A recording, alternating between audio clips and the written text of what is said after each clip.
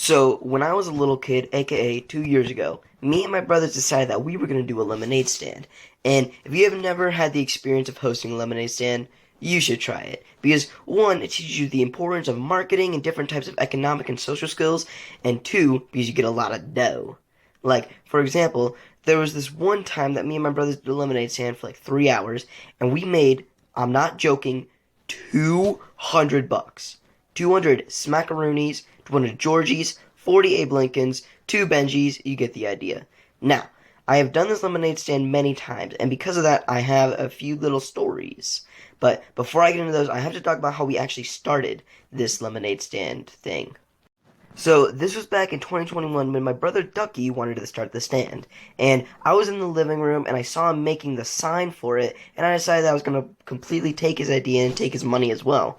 But if you know anything about economics and marketing, you know that having two exact establishments next to each other is pretty dumb. It's like having two Targets right across the street from each other, or a Stupid People store right across the street from my younger brother Malik.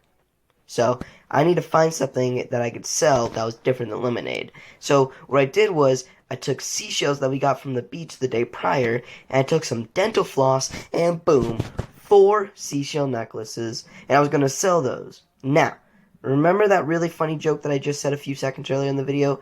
You know, the really funny joke about my younger brother? Here, I'll play it in case you forgot. Having two Targets right across the street from each other, or a Stupid People store right across the street from my younger brother Malik. Now, he's actually important to the story because he wanted to sell the lemonade with us as well. Now, instead of doing what I did and made his own shop, he just kind of joined in with Ducky and took his money. So, boom. Now we had our setup. But remember when I said I had 4 seashell necklaces? Well, there's another marketing strategy that I learned that day, and that was supply and demand. And oh boy, did the supply not reach the demand. So, after I sold all of the seashell necklaces in like 30 minutes, I had exactly $8 because I was selling the seashell necklaces for $2 each. And my brother and Malik had like $40. So, you know what I did? I joined in with them as well. And we decided to split the money 3 ways equally, even though Ducky did most of the work. And side note about Ducky is that he is a marketing and business genius. Because, for one, at the time of us selling the lemonade, he was like 8. So all the people see this little kid, and they pull into the driveway and they get some lemonade from the little kid. And 2, because he was selling these lemonade cups on a quote-unquote April discount, which means that he was selling them for about 50 cents, and would just hope that people that they would just have cash, and they would think, I'll just buy it for $1, because I would just be paying for a normal cup because it's an April discount, and I'll give it 2 cups, so it doesn't matter. So yeah, Ducky is kind of a marketing god. Jeff Bezos probably watches back from now on. So anyways, now you know the origins of the stand, now we can get into a few stories. So, there was this one thing that the cars passing by would do, where they would see us, and they wanted to give us a compliment, or wanted to help out our business, but didn't want to pull over into the driveway and buy some. So what they would do is they would honk their horn at us. And me and Malik thought this was pretty nice, but Ducky had a really big problem with it. He thought that they were honking to be rude or something, or they would be what the? Hey, get off the road! So, anyways, now we can get into some customer stories. So, this one customer, he was driving right, and they pulled over to get some lemonade, and when he pulled over, and he went to get his wallet, and side note, one thing that I noticed about these people was they probably thought that we had no customers, and most people took pity on us, and they would give us 50 extra dollars for on top of the 50 cents that they paid for it. So anyways, this guy reaches his wallet and he pulls out 5 $2 bills. Yeah, if you didn't know, America made $2 bills. Well, used to. They discontinued them in the olden days, a while back they discontinued them. And now they're a pretty rare thing to come across. So when this guy decided to give 5 of them to us, that's a pretty cool sight.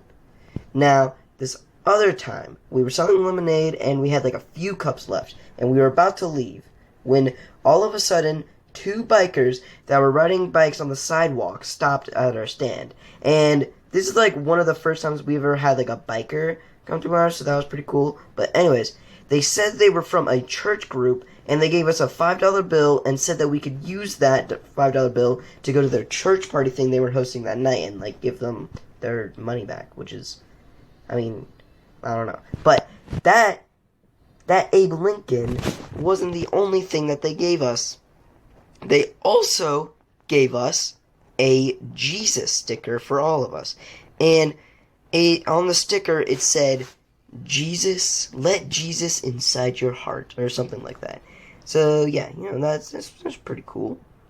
Now, for this next story, I have to mention that for one of these times we were selling lemonade, my 2-year-old younger cousin was at this stand, and he was selling. It was the same cousin that got taken by the horse inside the Iceland video. But anyways, we were selling the stuff, and a car pulled up to us, like usual, and they walked out to grab their lemonade money. And they grabbed their lemonade from the money. It doesn't matter.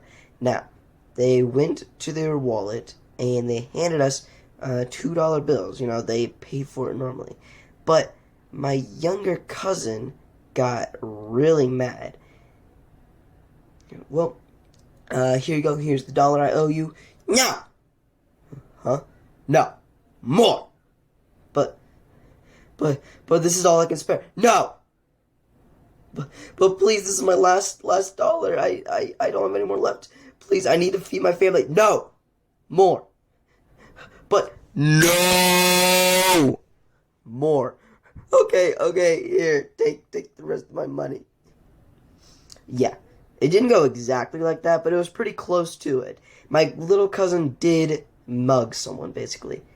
Now, that's the end of this video. I have a lot more stories about lemonade stands, so if you want to have a part 2, then subscribe. But anyways, like the video, and bye.